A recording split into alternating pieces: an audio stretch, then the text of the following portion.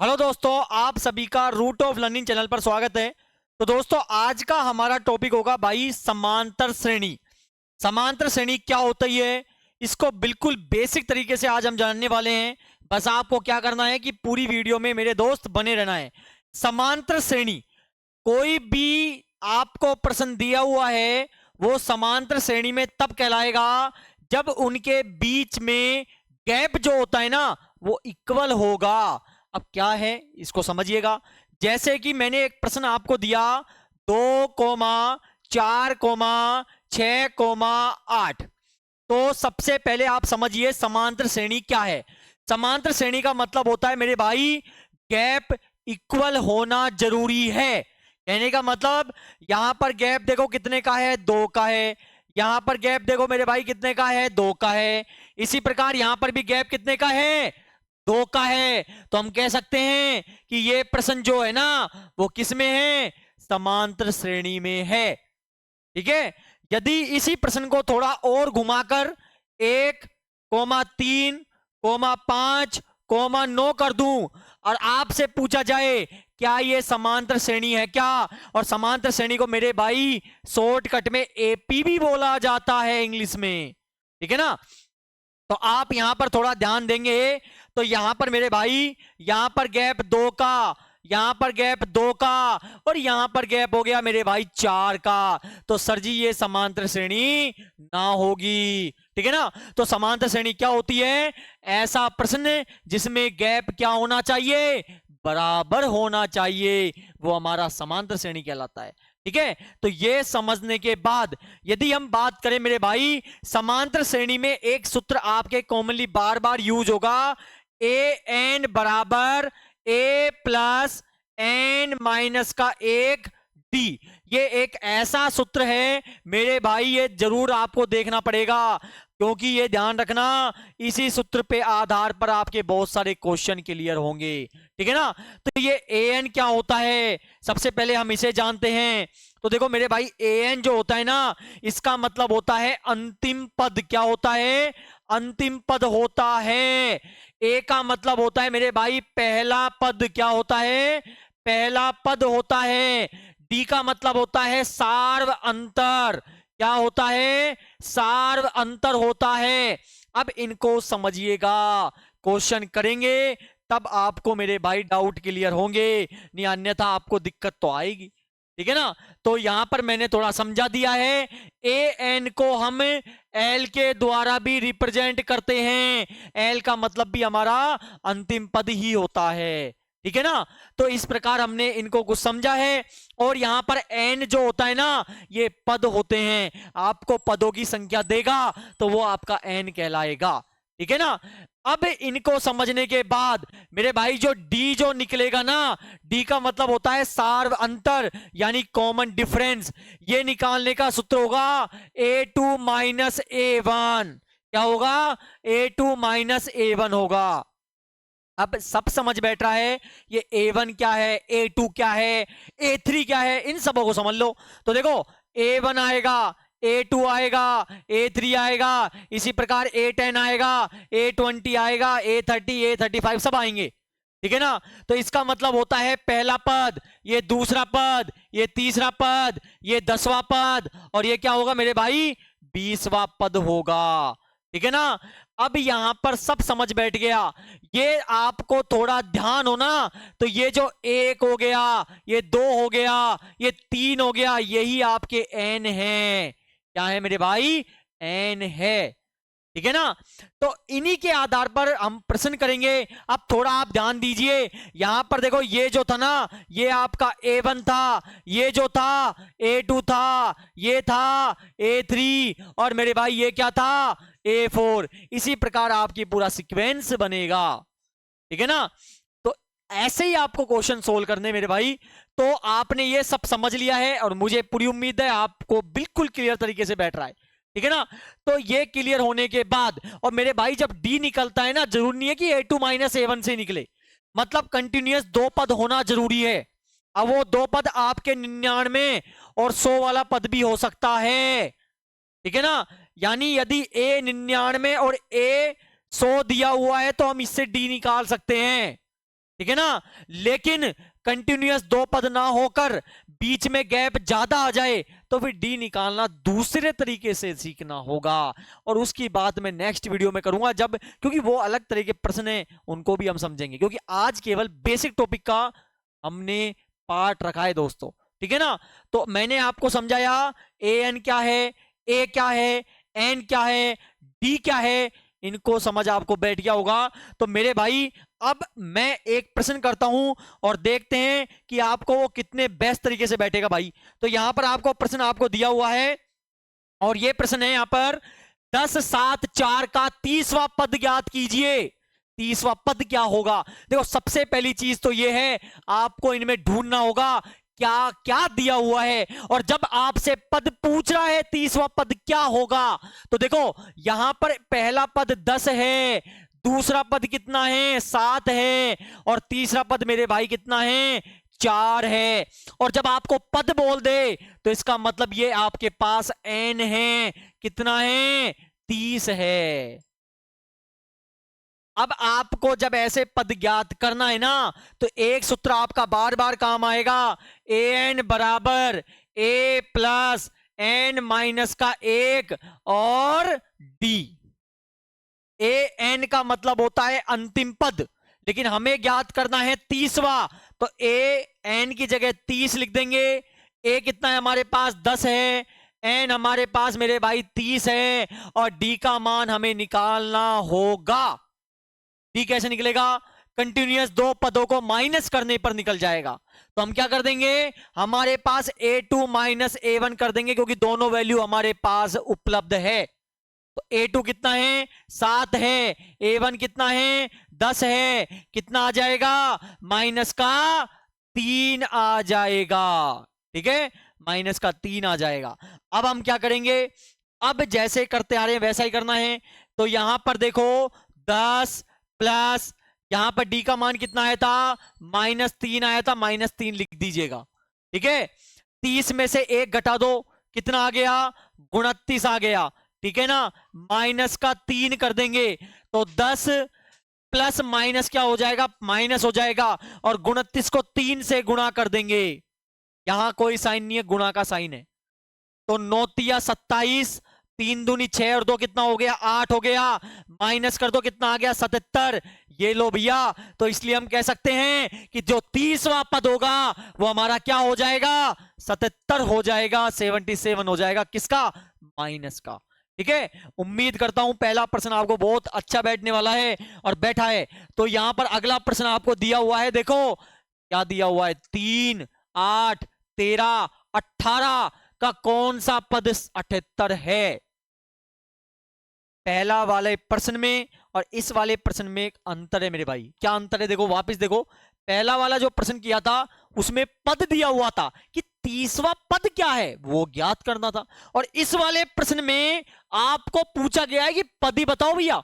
यानी एन का मतलब यदि कहने की बात है तो यहां पर एन ज्ञात करना है, समझ बैठ गया। उसमें पद बोला था 30वां पद है, यानी कि आपको पद दिया हुआ था, इसमें कौन सा पद है। अब इसका मतलब एन ज्ञात करना है, पद का मतलब होता है टर्म, तो आपका इसका मतलब है एन ज्ञात करना है। ठीक है ना, तो यहां पर ए जो है वो 3 है, और जो ए 2 है मतलब A2 की वैल्यू है जो 8 है। डी हमें निकालना आता है, A2 माइनस क्या होता है A1 होता है। 8 में से 3 को घटा देंगे कितना आ जाएगा 5 आ जाएगा। ये लो साहब, अब क्या होगा, ये क्लियर होने के बाद ये जो आपको 78 दिखाई दे रहा है, इसका मतलब ये आपका अंतिम पद है, लास्ट वाला टर्म है, जिसको हम लिखते हैं ए एन से। कितना है 78 है, 78 है, लिख देंगे। सूत्र क्या होता है, ए एन बराबर ए प्लस एन माइनस का 1 और डी होता है। ठीक है ना, ए एन कितना है 78 है, तो ए एन की जगह 78 आ जाएगा। ए कितना है 3 है, एन हमें ज्ञात करना है, और डी का मान कितना आया, डी का मान आया 5, तो यहां लिख देंगे 5।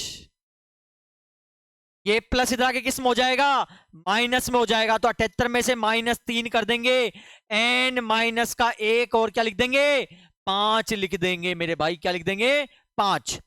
अब क्या करेंगे, 78 में से 3 गया तो कितना बच गया 75, बराबर एन माइनस का 1 और क्या आ जाएगा 5 आ जाएगा।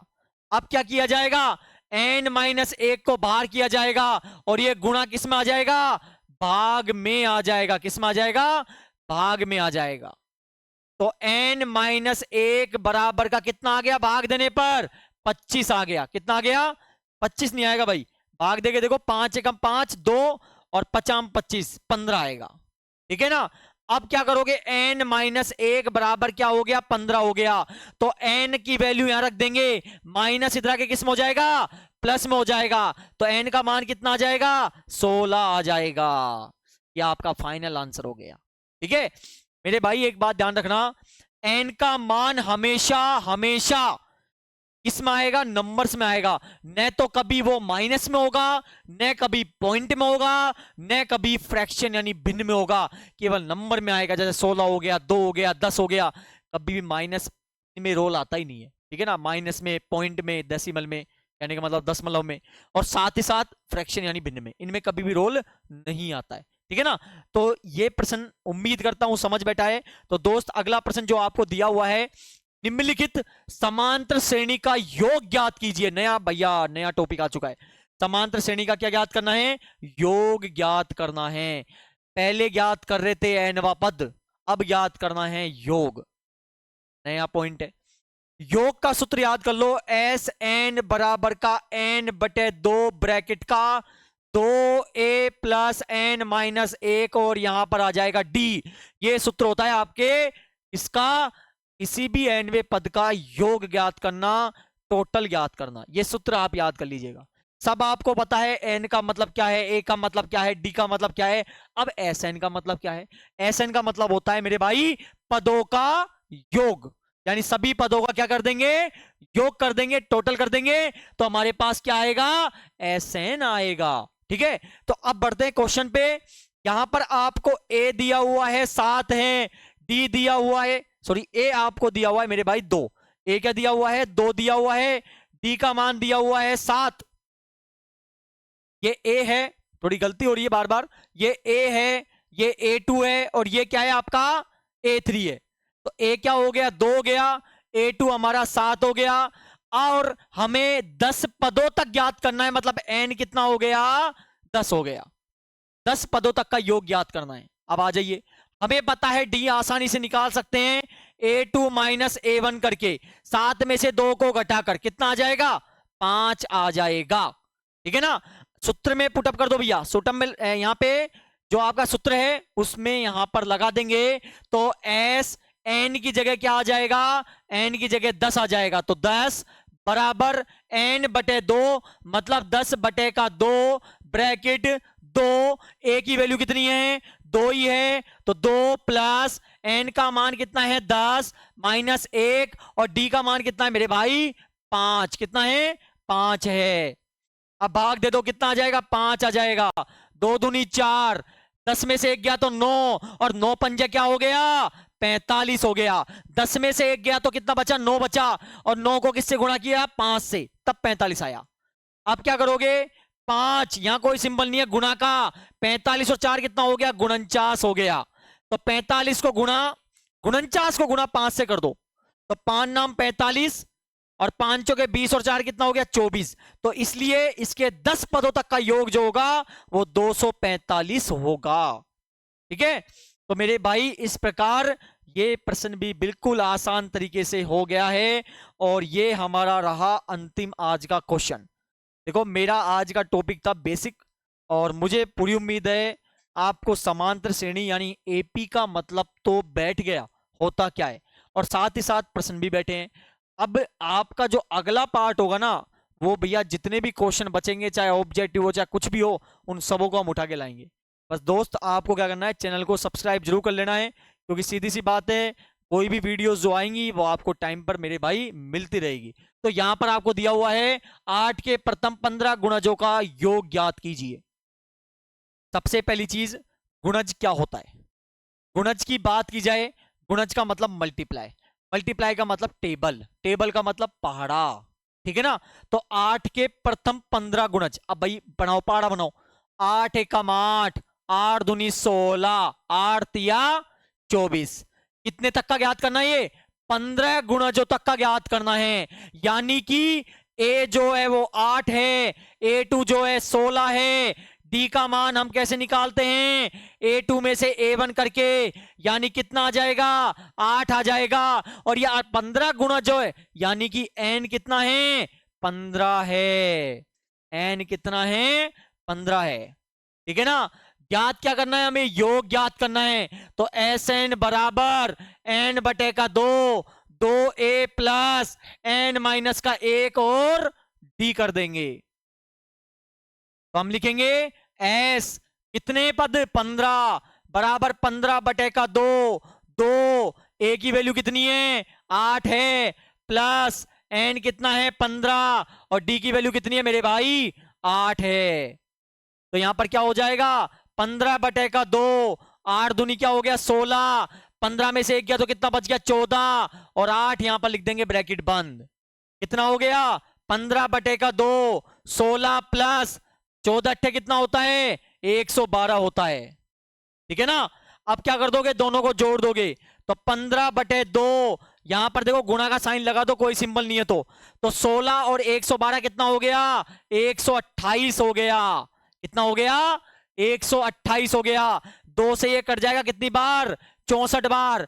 15 को गुणा किससे कर देंगे, 64 से कर देंगे। 15 चौके 60, 6 कैरी, 15 छक्की 90, और 6 कितना हो गया 96। तो इस प्रकार मेरे भाई ये आपका यहां पर आंसर आ गया, ये आंसर आ गया आपका।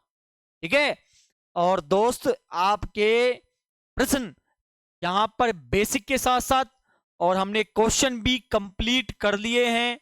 मुझे उम्मीद है आपको समझ भी बहुत आसान तरीके से और शानदार तरीके से बैठा है। तो दोस्त आपको इसी प्रकार के जो प्रश्न होंगे, अरे जितने भी हार्ड आपको लगते हैं वो इजी ना कराए तो अपना भी क्या नाम। तो आपको इसी प्रकार की वीडियो यदि दोस्त देखनी है ना, तो चैनल को केवल सब्सक्राइब भी तो करना पड़ेगा, और आपको ऐसे ही दोस्तों तक भी शेयर करना है। ठीक है ना। तो आपसे मुलाकात होगी नेक्स्ट वीडियो में। बहुत बहुत धन्यवाद।